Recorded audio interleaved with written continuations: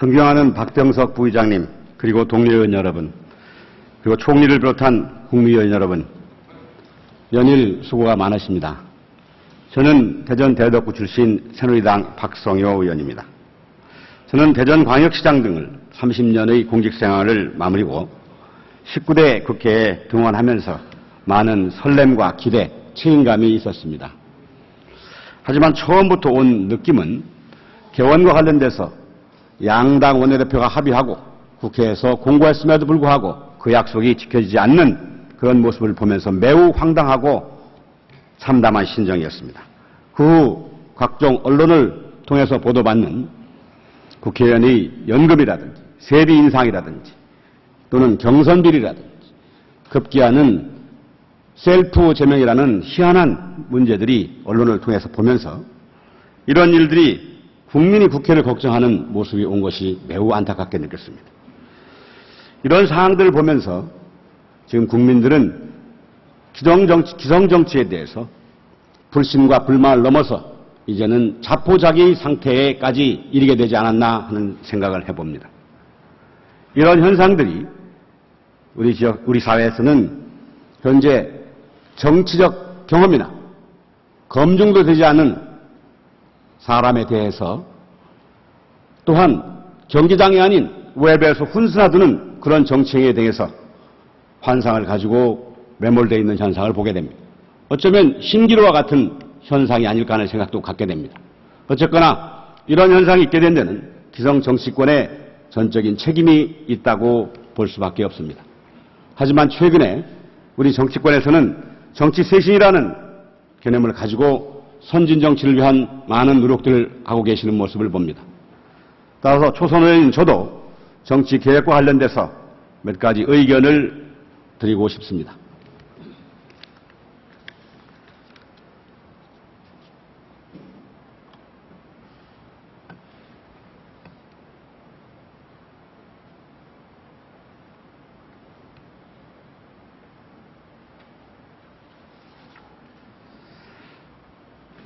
먼저 국무총리께 여쭤보겠습니다.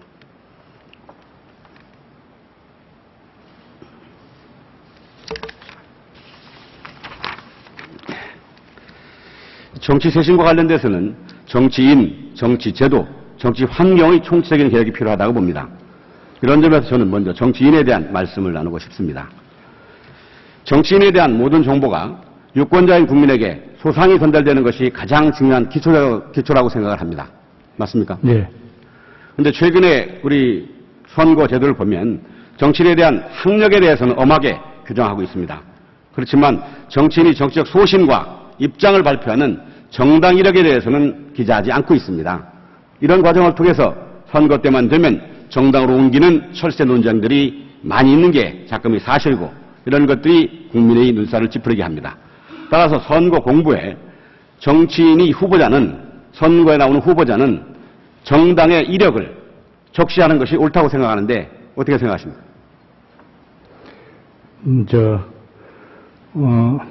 공감할 수 있는 의견이다 생각을 하지만은 그 부분에 대해서는 역시 중앙선거관리위원회와 국회가 논의해서 정해야 될 문제다 생각을 합니다. 네. 예. 두 번째는 선거 또 공보상의 문제인데요. 네.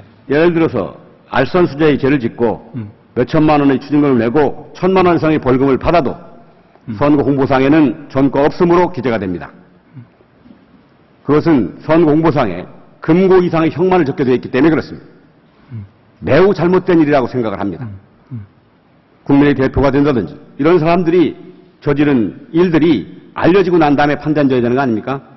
그래서 탈세 등 각종 벌금형까지도 모든 전과가 공개적으로 공시돼야 된다고 생각하는데 총리 이건 어떻습니까?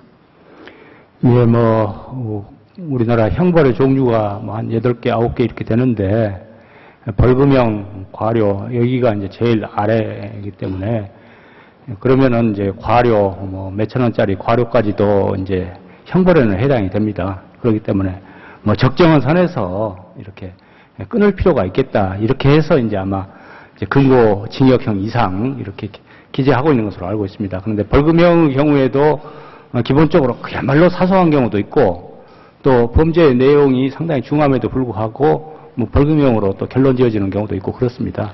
예를 들면 네.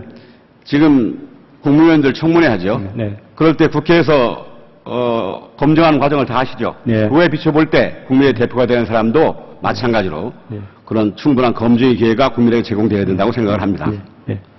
다음에는 이제 정당에 대한 선거 보조금에 대해 여쭤보겠습니다. 네. 선거 때 정당에 대해서 보조금을 지급하죠. 네. 그 취지와 기준은 뭡니까? 예, 기준은 이제 교섭단체 구성 여부, 또 국회의원 수라든지 또 득표율을 감안해서 그걸 기준으로 해서 보조를 하고 있는 것으로 알고 있고, 또 정치 풍토 문화를 깨끗이 하기 위해서 국가가 선거에 필요 드는 비용을 일정 부분 이렇게 보조하는 것으로 알고 있습니다. 근데 한간에 참 가상 시나리오처럼 이상한 기상천외한 얘기가 들리고 있습니다. 예를 들면 안철수 교수가 소리상으로만 존재하는 신당을 급조해서 민주통합당과 합당하는 방식으로 민주당은 선거 보조금을 챙기고 안 교수는 선거 조직을 활용한다는 설이 들리고 있는데 들어보셨습니까? 언론에 그와 같은 내용이 풍설로서 이렇게 보도된 것은 봤습니다만은, 알 수 없는 내용입니다. 또한 통합진보당의 경우에도 후보를 등록한 후에 사퇴하는 방식을 통해서 선거 보조금을 챙기려 한다는 설도 있습니다. 네. 이와 같이 선거 보조금은 선거운동을 할 필요가 없는 정당에게 거액을 주는 것은 맞지 않다고 보고요. 이런 일들은 정말로 꼼수 중에 꼼수고 국민을 속이는 일이라고 판단을 합니다.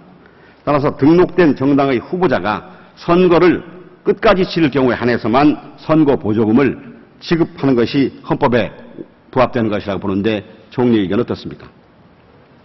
이름 타당한 견해라고 생각합니다만은 그런 문제들은 정치적인 고려가 많이 이렇게 돼야 되는 문제이기 때문에 그것도 선거관리위원회 그리고 국회에서 논의해서 결정하실 문제라고 생각합니다. 근데 이런 것들이 국민의 눈높이에 맞지 네. 않다면 국민들이 정치판에 대한 불신은 날로 커질 거라고 봅니다. 다음은 이제 누리과정에 대한 확대 계획을 발표하신 적 있죠? 예. 내용이 어떤 것입니까? 예, 지금 이제 6살 되면은 이제 의무교육으로 초등학교를 하는데 가령 5세 아이들에 대해서도 말하자면은 이제 좀 조기 교육 차원에서 인성을 가르치고 이런 것을 위해서 교육을 빨리 시작하는 것이 좋겠다 해서 사실상 그 교육을 의무교육을 1년 앞당기는 그런 결과가 되는 내용입니다.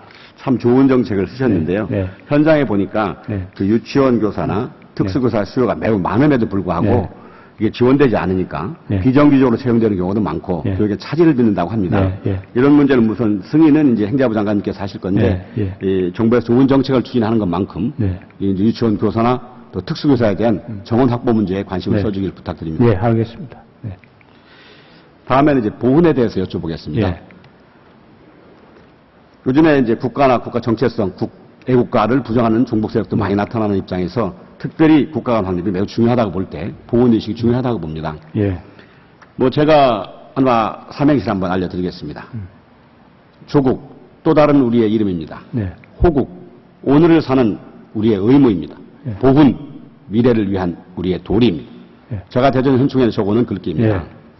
이처럼 보훈에 대한 것이 선진국가의 척도인데 우리는 다소 미흡하다는 생각이 듭니다. 네. 맨 먼저 상징적으로 동작동 국민묘지가 아마 5, 60년대에 우리가 한 300불 규모 있을 때 만들어진 걸로 보입니다. 네. 저는 대전에 근무하면서 대전 현충원을 늘 자주 가게 됩니다. 그가 비교해서 보면 수도 서울의 국가의 정신을 상징하는 동작동 국민묘지가 매우 미흡하지 않는가, 국격에 비해서. 이런 차제에 동작동 국민묘지를 우리 국격에 맞게 좀 획기적으로 리모델해야 할 계획을 갖고 계신지 아니면 만들어주시기를 건의드리는 겁니다. 예, 잘 알겠습니다. 예. 그리고 보훈 관련돼서는 아까 우리 황영철 의원께서 질문하셨다시피 예. 이 보훈 가족 또 유공자에 대한 예. 예우와 처우에 각별히 신경을 써주는 것이 저는 정부로서 옳다고 봅니다. 각종 복지 정책이 지금 난무하고 있습니다만은 나라를 지킨 분에 대한 예우가 옳지 못하다면 그것은 도리가 아닙니다. 그분들이 예를 들면 6.25 참전 용사도 월 12만 원 받는다고 합니다. 근데 정부에서 책정한 월 최저 생계비가 50만 원이 넘습니다. 그리고 어려운 분이 많아요. 그럼 수당을 올리는 문제나 또 하나는 간접적인 보조로 각종 공과금이나 보조금을 감면해주는 마음으로라도 도와주는 이런 형태의 정책을 써주시기를 부탁을 드립니다. 네, 네. 정부도 기본적으로 이제 국가 유공자 또 참전 공로자들에 대해서 애우가 소홀함이 없도록 해야 되겠다는 생각을 갖고 있는데 다만 이제 여러 가지 재정 여건상 미흡한 점은 분명히 있습니다. 이런 부분은 단계적으로 확충해 나가는 노력도 함께 하고 있다 말씀을 드리겠습니다. 이제 우선순위 문제겠죠. 예, 예. 각종 뭐 무상급식이다, 보육이다 많이 하는데 예. 국가 정신의 상징이고 나라를 지켜온 분들에 대한 예우는 어쩌면 그거보다 우선하는 게 예. 옳은 정부의 노릇 아닌가 하는 생각입니다. 예. 아마 아까 국가 유공자의 모습도 보셨다시피 자녀나 유공자 자체에 대해서 보훈 정책의 획기적인 모습으로 발전을 시키는 것이 우리 정부가 해야 될 도리라고 믿는 겁니다. 예, 별도의 대책을 좀 강구하시기를 부탁드립니다. 예, 알겠습니다. 다음에는 우리 행안부 장관님께 질문 드리겠습니다. 총님 수고하셨습니다.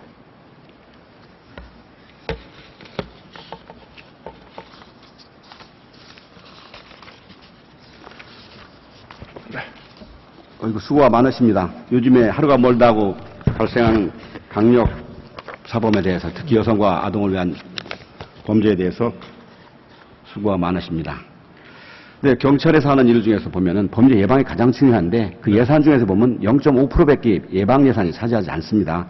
사건 발생 전에 대한 예방 대책에 대한 특별한 대책을 강구해야 된다고 생각하는데 어떻게 생각합니까? 예산을 보고 제가 자료를 여기 안 갖고 왔습니다만은 이 범죄 예방 예산이 다른 여러 가지 예산에 녹아 들어가 있습니다. 사실은 그래서 전체로 따지면 그 규모가 적지 않게 크다 이렇게 말씀드릴 수가 있겠습니다. 네. 전 정부적인 개념에서 네. 예방에 대한 매뉴얼이나 학습 매뉴얼 이런 것들이 다 마련돼서 예. 전 국민이 지식을 습득하고 예, 예. 공유하는 시스템을 갖춰지길 바랍니다. 알겠습니다. 네.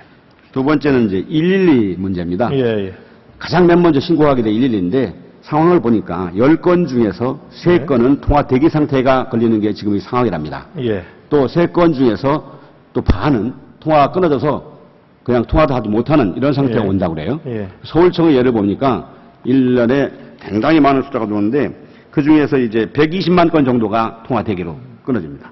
이 중에서 1%만 범죄자에 의해서 인위적으로 끊긴다고 생각해도 엄청난 피해가 우려되는 상황이지 않습니까? 이와 같이 제일 첫 단계인 112에 대한 보완과 어떤 획기적인 대책이 마련돼야 된다고 생각합니다. 예.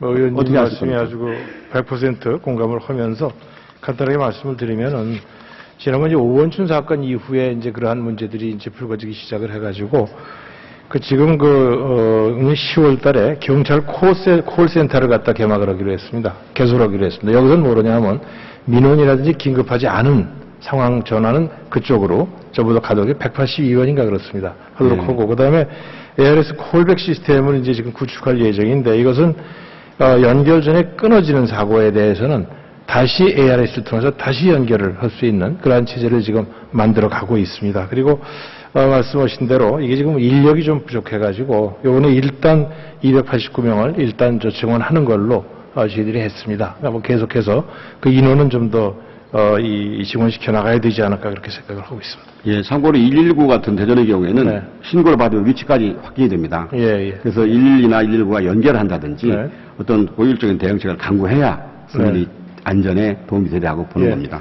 의원님 아시는 대로 저희들이 지금 추진하고 있는 것 중에 하나가 SOS 국민 안심 서비스라는 게 있습니다. 휴대폰이라든지 스마트폰이라든지 또는 유안심 서비스라 그래서 아주 어려운 가정의 어린이들한테 무료로 제공해주는 그런 단말기가 있습니다. 아, 좋은 사업이네요. 이거는 지금 기술적으로 지금 어디까지 발전을 시켰냐면 호주머니에 넣은 상태에서 스마트폰도 꺼내서 이렇게 들여다보지 않고 바로 이렇게 이 버튼을 옆에 누르기만 하면은 바로 경찰서 상황실에 누가 위기에 처했다. 신원과 위치가 바로 뜰 수 있게 하는 이제 그런 체제입니다. 여러 가지 앞으로 더 개발돼야 될 부분, 발전시켜야 될 부분이 좀 있습니다만은 이거를 내년 1월 1일부터 대한민국의 전 여성과 모든 어린이들에게 확대해서 실시할 그럴 계획으로 있습니다. 아, 좋은 계획인데 네. 아마 장애인에게도 그런 대상을 포함해서 예, 좋을 것 뭐 같습니다. 그렇게 하겠습니다. 예. 또 치안 수요가 넓다 보니까 네. 경찰에 부족하잖아요. 예. 그런데 경찰 인력의 배치도 일선이 좀 정원보다 부족한 경우가 많이 보입니다. 더러 좀 그런 운영 없지 않아 문제하고 있습니다. 또 예. 경찰 인력을 증원하는 문제가 있겠죠. 예. 어떤 계획을 갖고 계십니까? 경찰 인력을 이번에 지금 한 1,500명? 정확한 숫자 제가 잊어먹었습니다. 검찰과 경찰 합쳐가지고 한 1,700명 정도를 이번에 늘리기로 했습니다. 그래서 내년부터는 그게 확대가 돼서 조금 많이 도움이 되지 않을까 그렇게 생각을 하고 있습니다. 늘리더라도 네. 일선에 배치를 해줘야 됩니다. 현재 보면 예. 몇백 명, 몇천 명씩 일선 파출소와 지구대에 예. 정원이 부족합니다. 예, 그렇게 하겠습니다. 챙겨주시기 바라고요. 옛날에 10명의 순사가 있어도 도둑 하나 잘못 잡는다는 얘기가 있습니다. 요즘에는 순사의 숫자보다 범죄인 우려자의 숫자가 더 많은 상황입니다. 그렇게 본다면 경찰 인력의 증원만으로는 한계가 있다고 보는 것이죠. 예. 그런 차제에 한 가지 건의드리고 싶은 것은 경찰과 협력하는 민간 조직이 많이 있습니다. 예. 무공운전자라든지 녹색 어머니라든지 그렇습니다. 교통안전을 위해서 애쓰고 있는 모습을 예. 현장에서 많이 봤습니다. 이런 것들과 관련돼서 특이할 사항이 자율방법내입니다. 예. 자율방법내는 동네 주민들끼리 결성을 해서 그 동네를 순찰합니다. 예. 그분들이 그 규모가 아마 전국적으로 한 10만 명 된다고 듣고 있습니다. 근데 경찰이 해주는 것은 무슨 표창장 하나 주거나 또 민방위 훈련 좀 빼주거나 무슨 신고하면 포상금 약간 주는 게 전부라고 합니다. 지자체에서 약간의 지원이 있는 걸로 제가 알고 이제 있습니다만. 예. 의용소방대 아시죠? 예. 의용소방대는 상당한 체계를 갖고 법적인 지원을 받고 있습니다. 네. 경찰력의 한계가 있는 것만큼 또 해당 지역의 범죄 활동과 치안 활동에 정통한 주민들을 조직을 활용하는 것이 매우 필요하다고 봅니다. 따라서 그냥 지금 상태의 막연한 관리를 하지 말고 자율방법대 육성에 관한 법률과 지원 제도를 확고히 해서 범죄 예방 활동으로 주민과 협력하는 시스템이 옳다고 보는데 어떻게 생각하십니까? 원칙적으로는 뭐 의원님 생각에 제가 동의를 합니다만은 그 자율방법대를 법적으로 이제 뒷받침해 줄 경우에 이 사람들이 막 전국 조직이 생겨나게 될 겁니다. 아마 원하는 것도 아마 그쪽인 걸로 제가 알고 있는데 그렇게 되면 또 다른 부작용이 생길 수도 있다 해서 오히려 자율방법대는 각 지방자치단체별로다가 관리를 하도록 하고 거기에 대해서 다소간의 국비 지원은 좀 필요하지 않을까 하는 그런 방향으로 가는 게 옳지 않을까 그렇게 생각합니다. 근데 지원 근거나 이게 예, 없어가지고 예. 못 그건 뭐 만들 수가 있죠. 육성, 의용소방대처럼 예. 지원 육성에 관한 법률을 만들어서 치안과 경찰력을 보조하는 예, 민간 조직을 육성할 필요가 있다고 예, 봅니다. 검토를 한번 해보겠습니다. 예. 그리고 한 가지는 이제 관할구역과 행정구역이 다른 예가 많이 있습니다. 대전의 경우에도 예. 동부로 관할하는 동부서가 대덕 한복판에 있습니다. 예. 그런 문제가 관할과 행정구역이 좋지 않은 문제가 있는데 이건 치안력 관리에 문제가 있습니다. 예. 조속히 시정을 해주실 것을 부탁드립니다. 전반적으로 한번 검토를 종합적으로 한번 스크린에서 검토를 해보겠습니다. 아주 막연한 말씀 마시고요. 대책을 강구해서 좀 예. 자료로 보고해 주시기 바랍니다. 예, 예, 알겠습니다. 수고하셨습니다. 예. 다음에는 교과부 장관께 여쭤보겠습니다.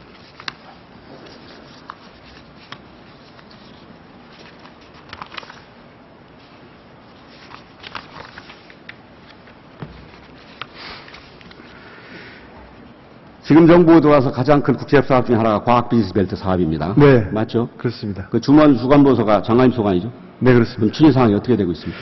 예, 차질 없이 진행되고 있습니다. 그래서, 지금 지난해 12월에 이제 그 과학벨트 기본 계획이 수립됐고요. 이에 따라서 그 기본 계획에 따라서 사업 내용을 충실하게 추진하고 있습니다.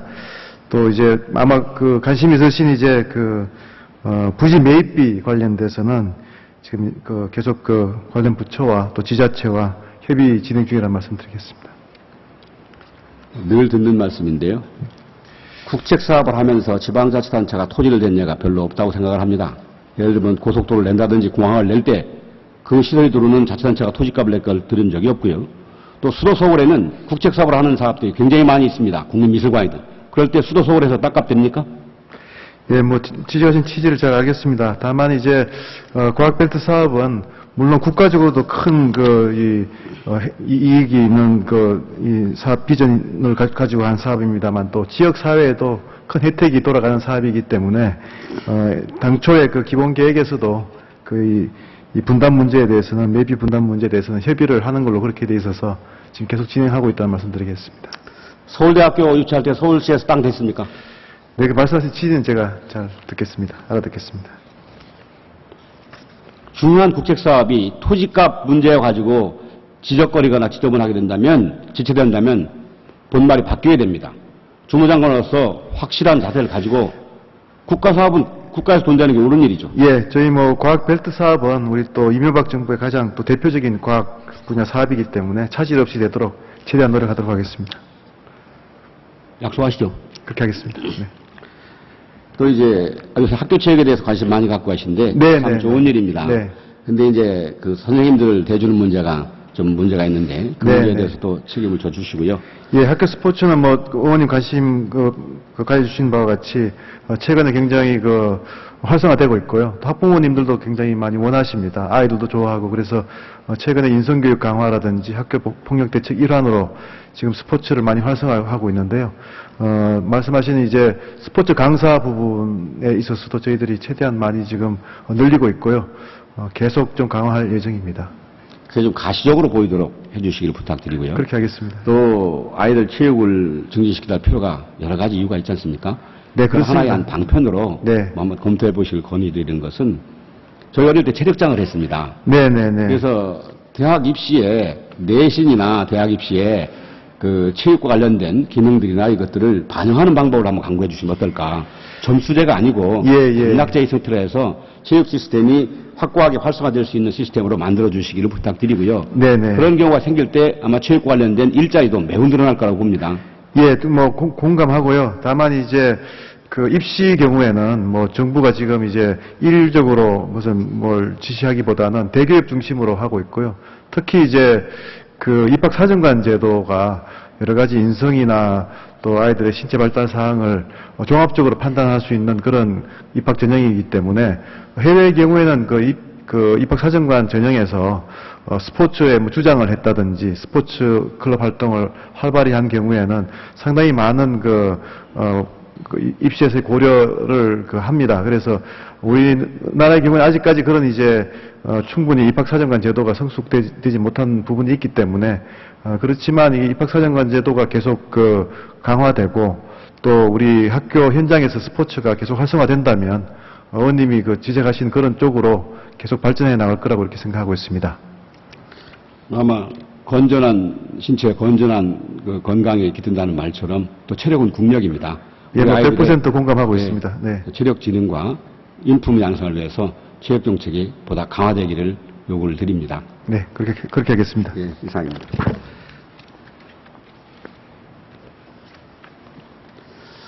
뭐 교육부와 관련돼서 체육진흥 정책에 대한 질문을 드리고 싶습니다만은 전 문광부 시황강의로 별도로 문서로 드려서 받도록 하겠습니다.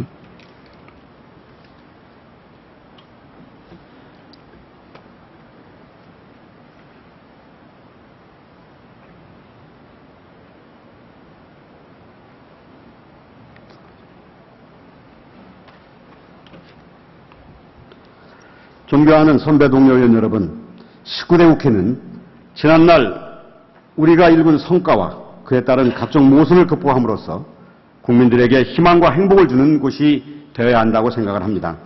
그동안 정치권 선배들이 노고에 감사드리면서 국가에 대한 충정에 대한 공감을 하지만 높아만 가는 국민의 눈높이에 부응하지 못하는 게 현실입니다. 저는 정치인은 정직해야 된다고 생각을 합니다. 정당은 또한 정정당당해야 된다고 생각을 합니다. 일하는 국회의 모습을 보여드려야 합니다. 정치가 바로 서야 나라가 바로 선다고 생각을 합니다. 우리 19대 국회가 선진 정치 초석을 놓는 획기적인 계기가 되기를 기대합니다. 초선인 저도 열심히 노력을 하겠습니다. 그동안 경청해 주셔서 감사합니다.